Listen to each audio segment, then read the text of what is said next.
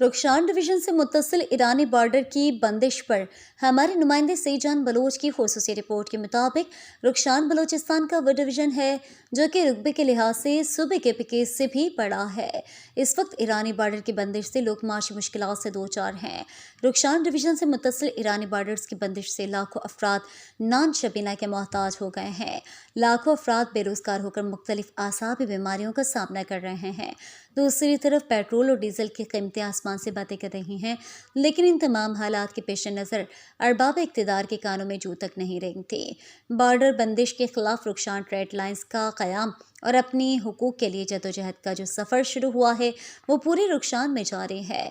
Border की बहाली के लिए नौकुंडी समेत रुखशान के छोटे बड़े शहरों दालबंदेन, माशकील, नाग, बसीमा, वाशिक और नोशकी यकमुच के लाखों अफराद सरापा एहतजाज हैं। पहले मराहल में तमाम इलाकों में तेल कमेटियों के नुमाइंदों ने प्रेस कॉन्फ्रेंसेस करके अपने जायज़ मुतालबात हुक्मरानों के सामने पेश किए, लेकिन कोई सुनवाई नहीं हुई। अब जबकि रुखशान ट्रेड लाइन्स के कॉल कर बॉर्डर की बहाली के लिए 18 नवंबर को रुखशान डिवीजन समेत पूरे बलोचिस्तान में शटडाउन हड़ताल की कॉल दी है, जिसे कामयाब बनाने के लिए तेल कमेटियों के नुमाइंदों ने राब्ता साजी तेज़ कर दी है।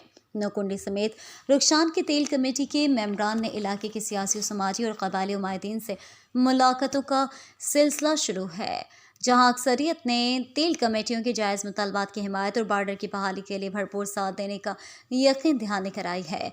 18 नवंबर को नौकुंडी समेत रुखशान में बॉर्डर की बहाली के लिए शटडाउन हड़ताल की जाएगी।